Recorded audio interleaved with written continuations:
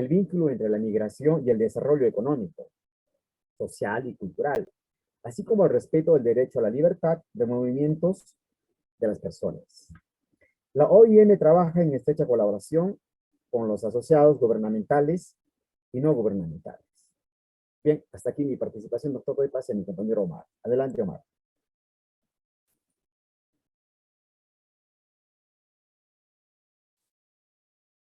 Omar.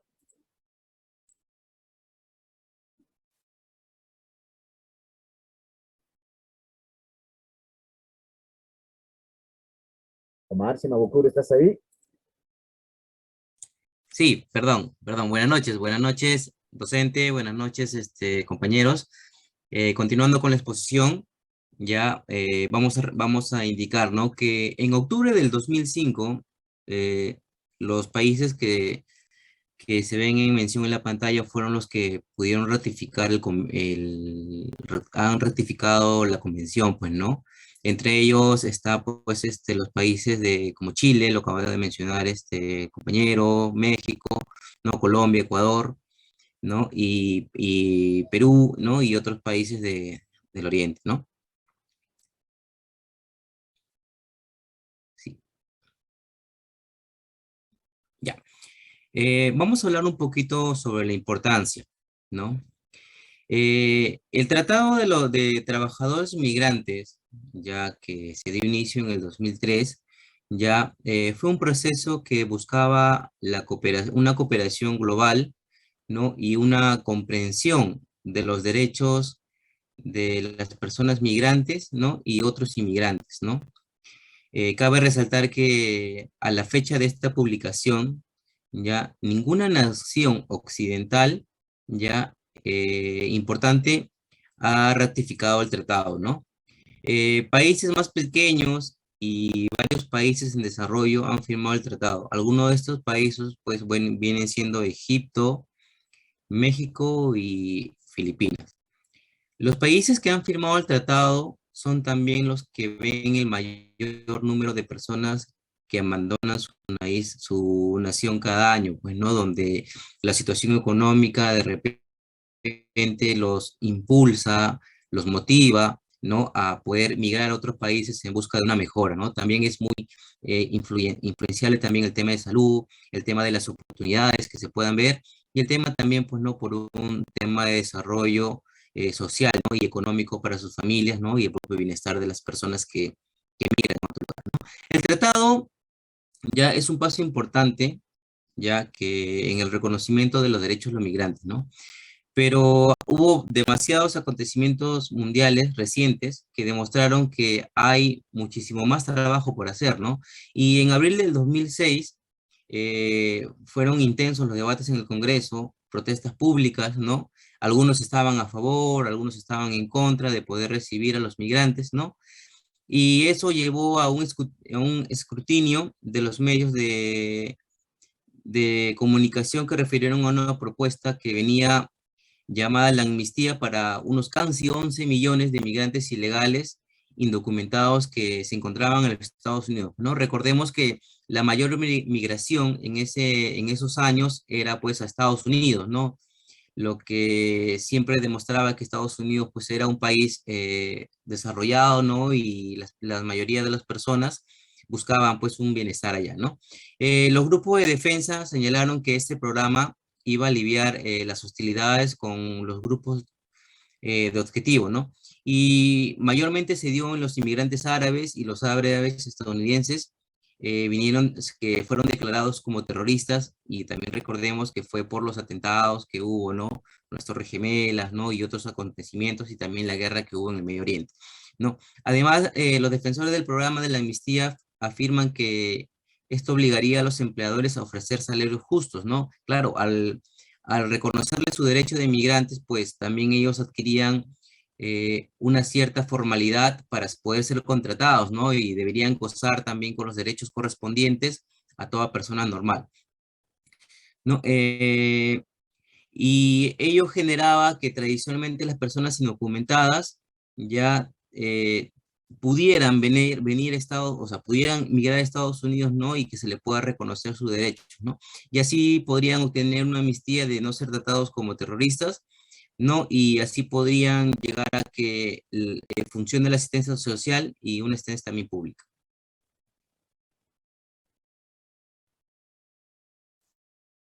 Ya. Eh, una pequeña conclusiones, ¿no? Unas pequeñas conclusiones del tema que mis compañeros acaban de mencionar, ¿no? Bueno, la Asamblea General de las Naciones Unidas, ¿no? O la Convención Internacional sobre la Protección de los Derechos de todos los trabajadores migratorios y sus familias, se dio una resolución de la Asamblea 45-158, ¿no? Que se dio pleno el 1 de julio del año 2003. La frase de Naciones Unidas ya se utilizó bastante durante la Segunda Guerra Mundial entre los años 1939 y 1945, ¿no? El cual podría describir las docenas de naciones aliadas para luchar contra Alemania y Japón, entre las que se encontraban China, Francia, Gran Bretaña y la Unión Soviética y los Estados Unidos de América. Bueno, estos aliados decidieron, ¿no?, desarrollar una nueva organización para facilitar la cooperación internacional y así poder ayudar a prevenir algunas guerras futuras, ¿no? Esto reemplazaría la sociedad de las naciones, ya para que no, lo que no pudo evitar una segunda guerra mundial, y lo llamaron Naciones Unidas en la ONU, ¿no? La famosa Carta de la ONU que se ratificó el 24 de octubre de 1945, ya que transcurrieron muchos años, ¿no? Y se abrió un foro para la negociación y la cooperación internacional en muchos temas, ¿no? Incluyendo también la seguridad internacional, los derechos humanos, comercio y el medio ambiente.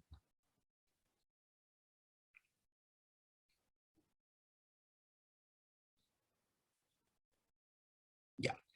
Eh, en Nueva York, la OEA, el 18 de diciembre de 1990, ya este tratado también fue ratificado en México el 8 de marzo de 1999, ya, y se publicó en un decreto DOF el 13 de agosto de 1999, ¿no?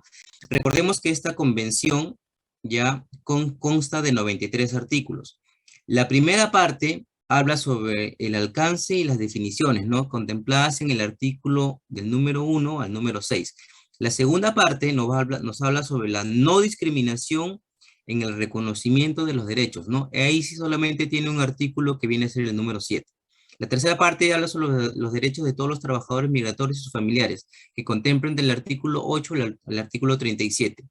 La cuarta parte nos habla sobre los otros derechos migratorios y familiares que estén documentados o que se encuentren en una situación regular, ¿no? Ese es el del artículo 36 al 56. La quinta parte nos habla de las disposiciones aplicables a las categorías particulares de los trabajadores migratorios, que contempla el artículo 57 al 53. La sexta, la promoción de condiciones satisfactorias, equitativas, dignas y lícitas en la relación de la migración internacional de los trabajadores y sus familiares, del artículo 64 al 71. La séptima parte en la aplicación de la Convención del artículo 72 a 78, la octava parte, las disposiciones generales que vienen a ser en los artículos 79 y 84, y la novena parte donde habla sobre las disposiciones finales que vienen a ser del artículo 85 al 93. Eso sería todo, doctor, por parte del equipo. Muchísimas gracias por su atención. Sí. Muchas gracias, doctor. Fuimos el grupo número 6. Gracias, compañeros. Gracias al grupo 6. El grupo 7.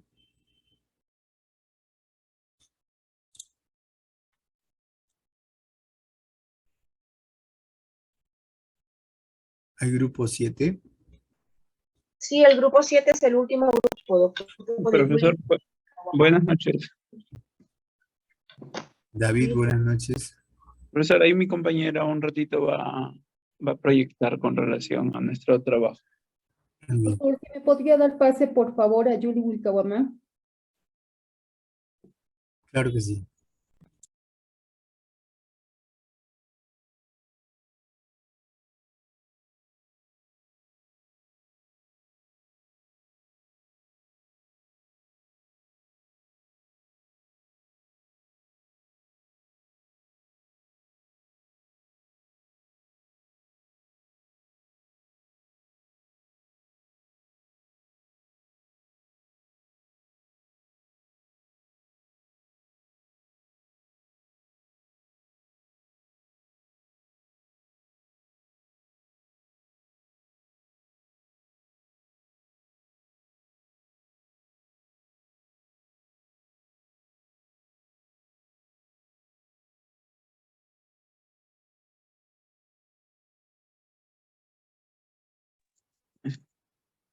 Profesor, buenas noches. Compañero, buenas noches. Con relación a nuestro tema de exposición es sobre la Convención Internacional para la Protección de todas las personas contra la desapariciones forzadas, ¿no? Nuestro grupo está integrado, ¿no?, por la compañera Vargas Cuenca Natalia, Wilka Guamán, Loaiza Yuli y Ramos Suárez David, ¿no?, quien le habla. Para iniciar, ¿no?, con relación a la exposición de la Convención Internacional, ¿no?, para la protección de todas las personas contra las desapariciones forzadas, ¿no? Se habla, ¿no?, que se tiene conocimiento, ¿no?, que esta convención fue aprobada por la Asamblea General, ¿no?, en la resolución, mediante una resolución número 61/197, ¿no?, del 20 de diciembre del 2006, y entró en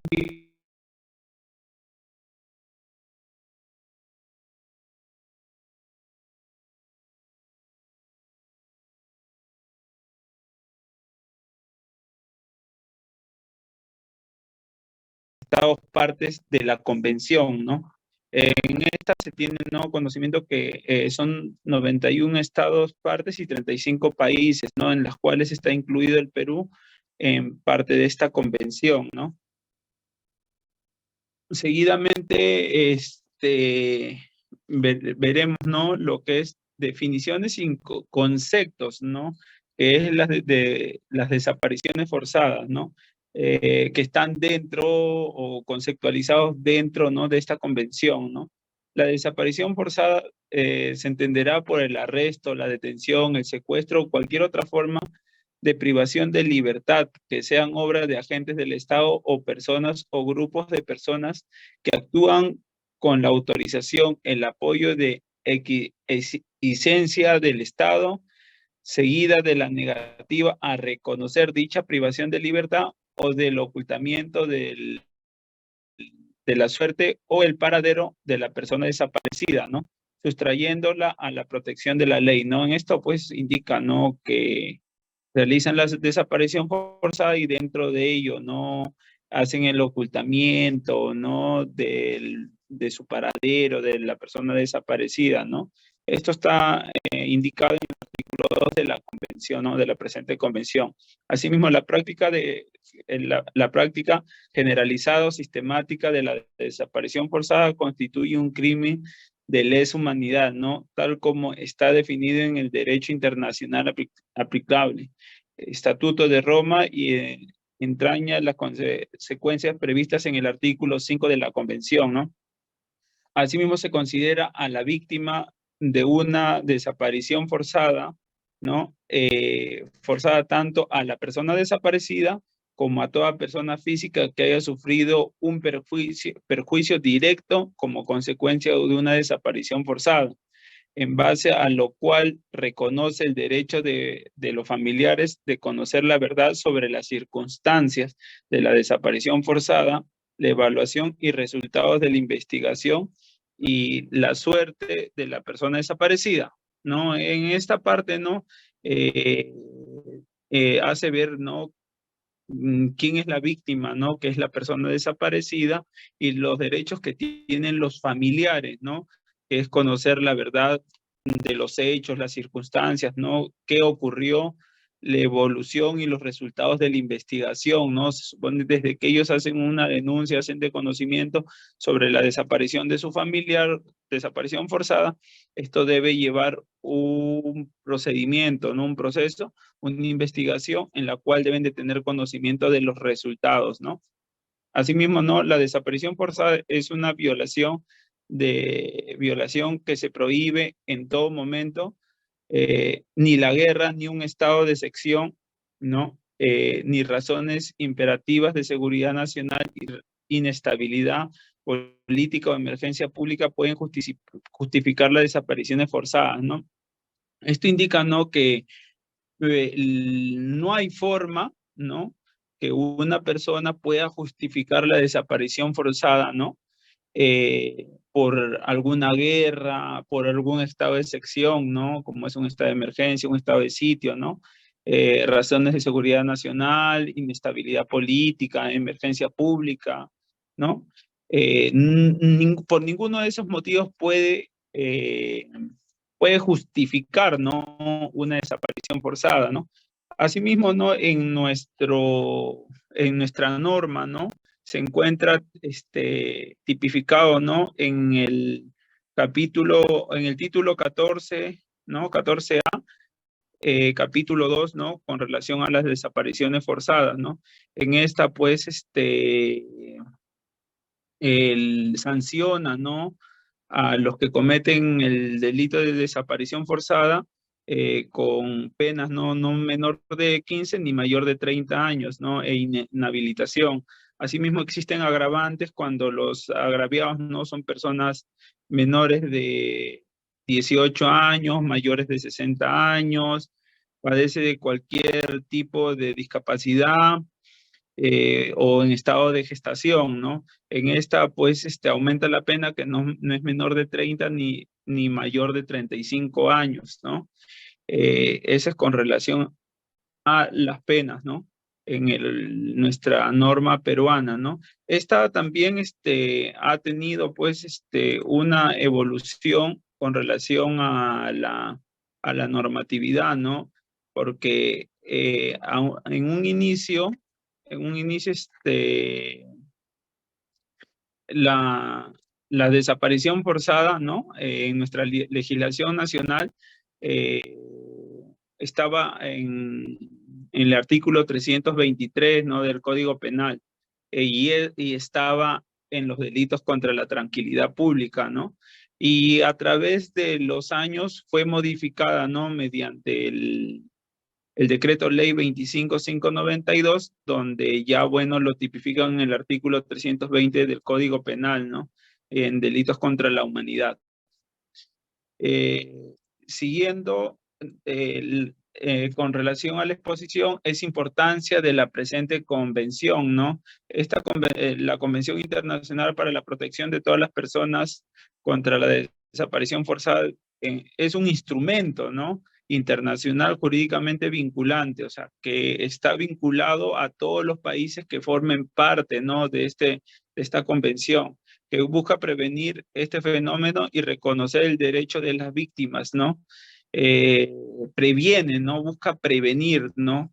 Anticiparse a este fenómeno, a este delito, ¿no? Y reconocer, si en caso se produjera, reconocer los derechos de la víctima y de sus familiares a la justicia, a la verdad o a su reparación, ¿no? La adopción de este instrumento representa un importante paso de la comunidad internacional para poner fin a esta práctica que constituye una violación simultánea de varios derechos humanos. Eso es con relación a mi parte de exposición. Le doy pase a mi compañera Vargas.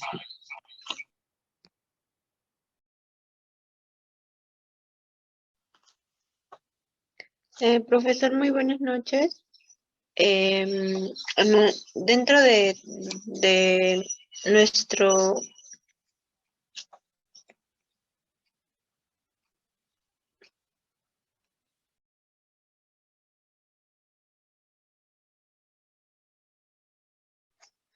Disculpe, profesor.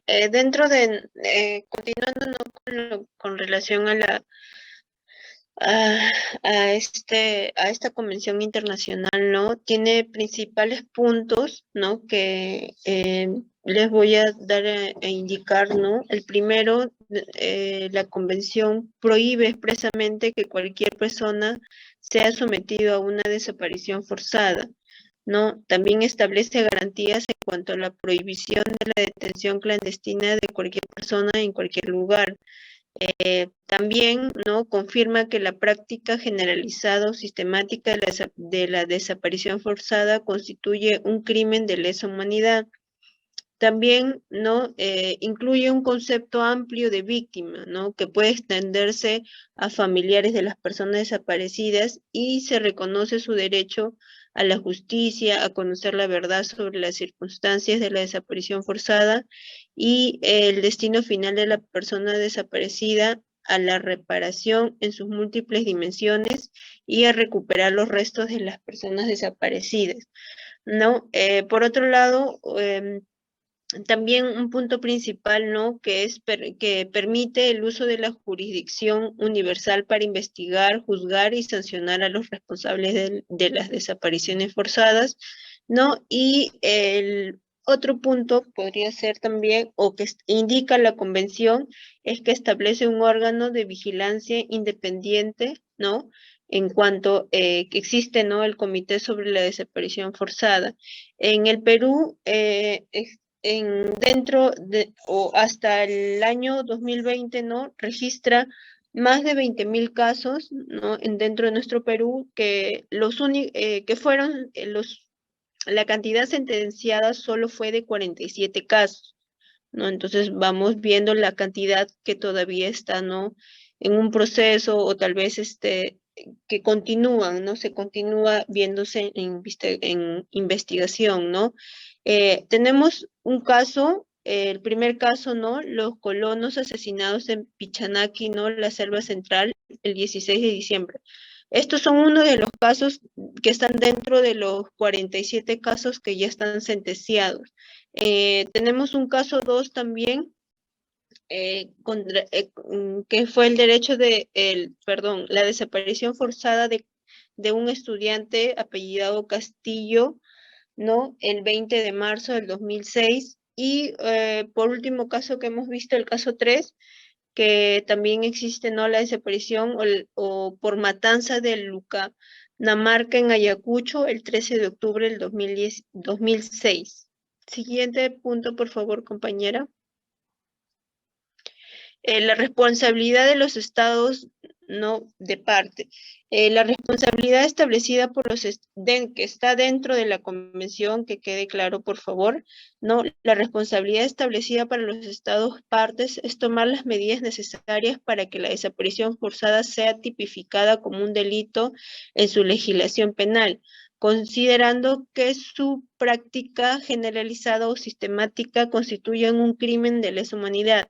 Asimismo, deben tomar en cuenta que este acto sea punible en penas acorde a su extrema gravedad, ¿no? La convención también obliga a los estados partes a responsabilizar penalmente a toda persona que cometa, orden o induzca a una desaparición forzada. Esto incluye la responsabilidad penal de los superiores que, a pesar de tener conocimiento de que subalternos bajo su autoridad hayan cometido, planifiquen, ¿no? O cometan una desaparición forzada, no hayan hecho uso de todos los recursos necesarios para prevenir o sancionar.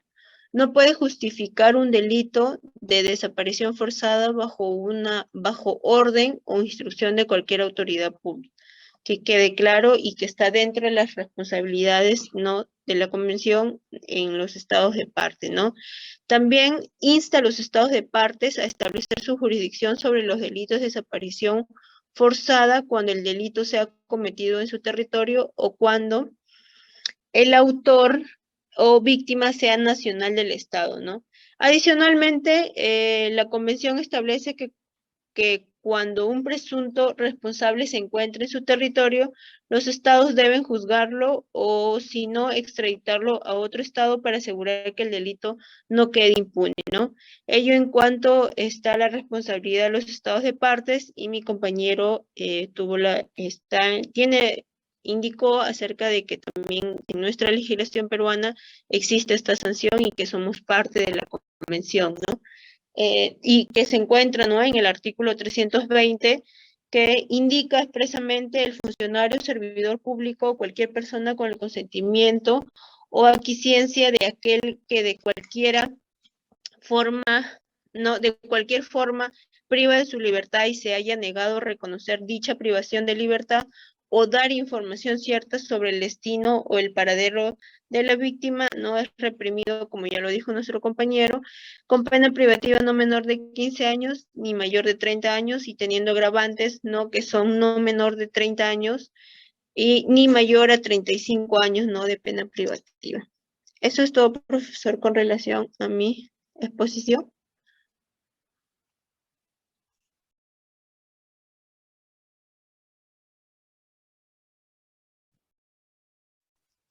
Le doy paso a mi compañera.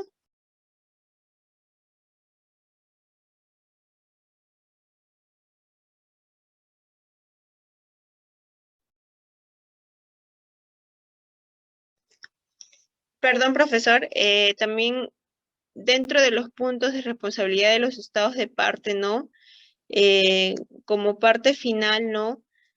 Los estados deben, ¿no?, de garantizar que toda persona que alegue que alguien haya sido cometido desaparición forzada tenga derecho a denunciar. Eso se ha visto en el transcurso del tiempo, ¿no? En varios casos a nivel mundial, ¿no? También exige, ¿no?, la convención que el Estado debe asegurar la protección de denunciantes, los testigos, defensores y alegados de las personas desaparecidas, ¿no? Dentro de ello también nadie deberá ser detenido en secreto. Cada Estado parte debe establecer las condiciones bajo las cuales pueden impartirse las órdenes de privación de libertad, ¿no? Tomando en cuenta las obligaciones internacionales que ha adquirido, ¿no?, garantizando el respeto de los derechos de la persona detenida, así como la no obstrucción de los recursos previstos para ello. Ahora sí, profesor, le doy paso a mi compañera, disculpe. Bien, doctor, buenas noches. Compañeros, buenas noches. Continuando con nuestra exposición del análisis de esta convención, voy a continuar con las responsabilidades que mantienen los estados partes, ¿no? Otra de las responsabilidades que mantiene es la de prevenir la participación del personal militar o civil que está encargado de la aplicación de la ley en hechos de desaparición forzada. Cada estado parte debe velar porque la formación sobre cada estado parte debe velar sobre la formación de las disposiciones que la convención imparte a todas las personas que pueden intervenir en la custodia o protección o el tratamiento de las personas que están privadas de libertad. El estado parte, o otra de las responsabilidades es que el estado parte debe adoptar todas las medidas apropiadas para lo que es la búsqueda, la localización y liberación de las personas que están desaparecidas, ya sea en caso de fallecimiento, para la búsqueda y restitución de sus restos, ¿no? También debe de velar para que el sistema legal pues garantice a la víctima de una desaparición forzada el derecho de la reparación integral, o también a una indemnización justa, el que sea rápida y también adecuada. Otra de las responsabilidades que mantiene este documento es en caso que sean víctimas los niños o hijos, ¿no?, de esta desaparición forzada. En este caso, los estados partes deberán tomar pues las medidas necesarias para poder prevenir, sancionar penalmente la apropiación de estos niños. Esto también involucra la falsificación o destrucción de algunos documentos que establezcan pues la identidad de estos niños. Además, también son responsables de la identificación adecuada y de prever y recuperar la identidad de ellos.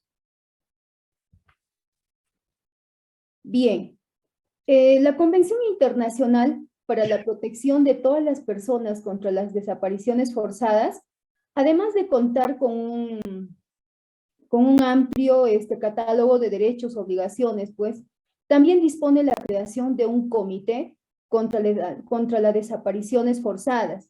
Este órgano se podría considerar como un organismo cuasi jurisdiccional, que tiene pues a su cargo llevar a cabo la vigilancia respecto de este tratado internacional. Este comité contra las desapariciones forzadas está integrado por 10 expertos de gran integridad, pues, de gran integridad moral, de reconocida competencia en materia de sus derechos humanos, ¿no? Es independiente, ejercen funciones a título personal y actúan con total imparcialidad. Los integrantes de este comité son elegidos por los estados partes, teniendo en cuenta que sean personas pues, que tengan experiencia jurídica, pertinentes y de una representación equilibrada, de géneros, ¿no? Los miembros de este comité son electos por 4 años. Estos también pueden ser reelectos una vez. También tal vez mencionando, este comité funciona pues a la par del grupo de trabajo de desapariciones forzadas o involuntarias, creado en 1980 por la Comisión de Derechos Humanos, y su funcionamiento se encuentra regulado por la Convención Internacional para la Protección de todas las personas contra las desapariciones forzadas. Esto nos presenta en la segunda parte de los artículos 26 a la 36. Es importante también considerar que la competencia de este comité solo se extiende a la desaparición forzada que hayan iniciado, pues, con posterioridad a la fecha de entrada en vigor de la Convención. Esto considerando la fecha de entrada en vigor que este tratado para el Estado parte en cuestión. Este comité contra las desapariciones forzadas tiene pues sus funciones. Parte de sus funciones es, primero, recibir un informe periódico de los estados parte sobre las medidas que están siendo tomadas para implementar las obligaciones. Otra de las funciones es recibir y examinar peticiones sobre casos individuales de desapariciones forzadas. Al mismo tiempo, también este comité recibe y examina peticiones presentadas por un Estado, ¿no? El cual pueda alegar el incumplimiento por parte de otro Estado, que puede estar omitiendo parte de sus obligaciones bajo esta convención. Otra de las funciones que también resaltamos es el de realizar visitas a los estados. Puede ser, en caso sea solicitada, en base a alguna información fidedigna, el cual puede observarse o puede estar revelándose graves violaciones a la convención dentro de su territorio, ¿no? También una y última de las funciones, en caso de recibir alguna información de una práctica sistemática o generalizada de desaparición forzada, este comité pues podrá llevar la cuestión con carácter de urgencia a la Asamblea General de las Naciones Unidas para su consideración. Bien, doctor, para concluir nuestra exposición, estas desapariciones o detenciones secretas y ejecuciones extrajudiciales llevadas a cabo por orden o con apoyo de un funcionario del Estado se dan pues frecuentemente, ¿no? Y a lo largo de la historia, estas violaciones pues han sido cometidas repetidas veces en todo el mundo y siguen dándose día a día. No obstante, pocas personas realmente han sido pues responsables de estos actos y han tenido que responder por ellos, ¿no? Tenemos algunos datos. Las familias desaparecidas en el mundo han luchado contra esta impunidad durante... en el informe del año 2009, el Grupo de Trabajo de las Naciones Unidas sobre las desapariciones forzadas o involuntarios se registra pues un total de 53.232 casos examinados y transmitidos por el grupo a los gobiernos desde su creación en 1980, tocando 82 estados. Otro dato es del año 2004, el grupo de trabajo había logrado esclarecer 1.776 casos. El número de casos siguen en estudio, pues por no haberse esclarecido o por no haberse cerrado o también por no haberse o discontinuado, ¿no? Esto se eleva a 42.600 casos. Doctor, eso sería toda nuestra exposición acerca del análisis de esta convención. Muchísimas gracias por su atención. Bien, muchas gracias al último grupo. Pues hasta aquí la clase de hoy. Que tengan ustedes un buen fin de semana. Muchas gracias. Gracias, doctor. Hasta luego. Juan, doctor. Gracias, doctor. Hasta la próxima semana.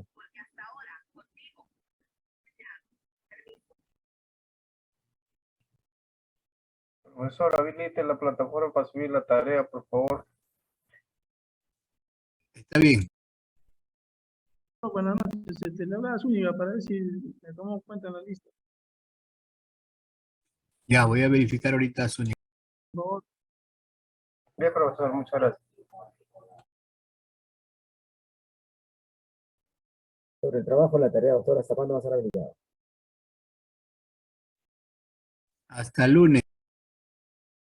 De acuerdo. Doctor, disculpe, ¿a qué semana lo vamos a subir la exposición, la diapositiva? A la semana 8. Gracias, doctor.